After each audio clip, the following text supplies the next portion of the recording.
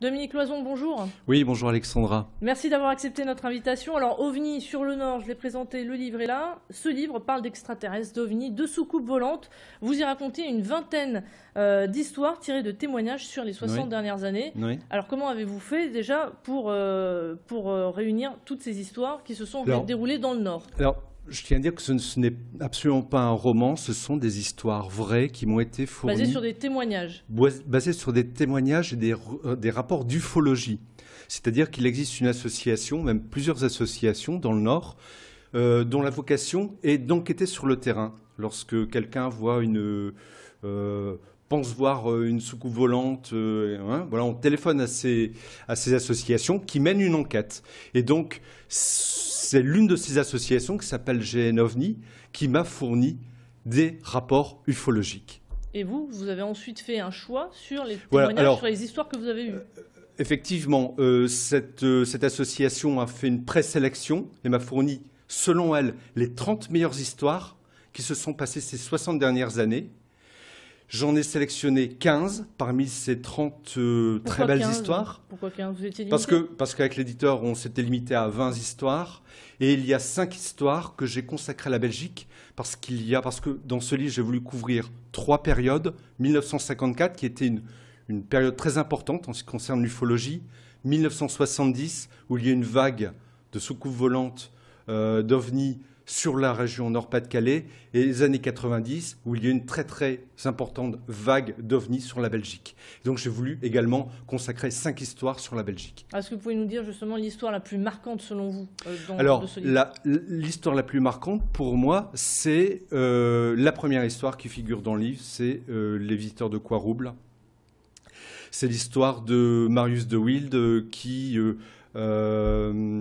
entend son chien aboyer, il se demande ce qui se passe, il habite Quarouble, près de Valenciennes, près de la frontière belge, il pense que ce sont des contrebandiers, il prend sa torche, il arrive dans son jardin et se trouve face à face avec ce qu'on appelle deux martiens. Voilà. Et donc, il cherche à en ceinturer l'un d'eux, mais il y a une sorte de rayon vert qui sort d'une soucoupe volante qui était posée sur une voie ferrée qu'il n'avait pas vue et qui le paralyse. Et donc, à partir de ce moment-là, il entend les Martiens retourner à la soucoupe volante et le rayon s'éteint. Il retrouve effectivement ses facultés, Marius de Wilde, et la soucoupe volante s'envole. Alors effectivement, tout cela peut sembler très risible. Mais lorsqu'on analyse les faits, les témoignages corroborants, puisque des voisins, etc., ont bien senti qu'il se passait quelque chose, on finit par en rigoler beaucoup moins. Il faut savoir que cette affaire a été classée secret défense en 1954. Qui s'en souvient encore aujourd'hui? Personne. Cette histoire et ce témoignage est assez exceptionnel.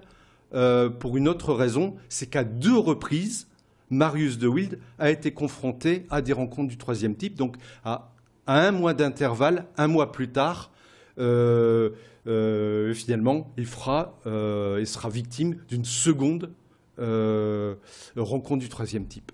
C'est unique dans les annales du Nord, c'est unique en France, c'est peut-être même unique au monde. Donc les extraterrestres, c'est un sujet à prendre au sérieux? Tout à fait. Bien sûr. D'ailleurs, je pense que ce sont les gens qui ne se penchent pas sur la question qui se permettent d'en rigoler. Alors pourquoi, selon vous, on n'en parle pas on ne le sait pas. Pourtant, on a des moyens techniques assez sophistiqués de nos jours pour savoir s'il y a des personnes dans l'univers ou des personnes, en tout cas, dans le ciel. Oui, bien sûr, mais c'est une question à laquelle même les scientifiques ne répondent pas. Mais l'objet de ce livre n'est pas d'y répondre. Ce livre n'a pas une vocation scientifique. L'objectif pour vous, justement, du livre, alors, voilà, c'est de raconter l'histoire, 20 histoires d'habitants du Nord-Pas-de-Calais qui n'habitent pas aux États-Unis, qui ne sont pas en Russie, mais qui sont de la région du Nord-Pas-de-Calais et qui, un jour, ont été confrontés à l'inexplicable. Alors vous qui avez l'air de connaître bien le dossier, est-ce qu'il y a plus d'OVNI qui sont venus sur le Nord-Pas-de-Calais qu'ailleurs, en France? Exactement.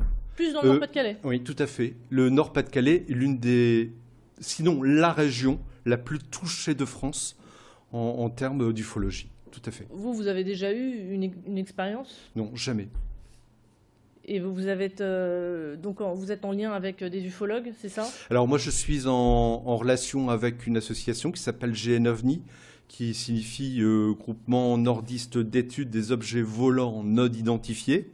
Donc ce sont des gens très sérieux qui vont sur le terrain pour enquêter dès qu'il y a des phénomènes qui se passent et qu'on leur signale. Voilà. Bon, en tout cas, des ovnis sur le Nord, c'est un bon livre à offrir pour les fêtes de fin d'année. Tout à fait.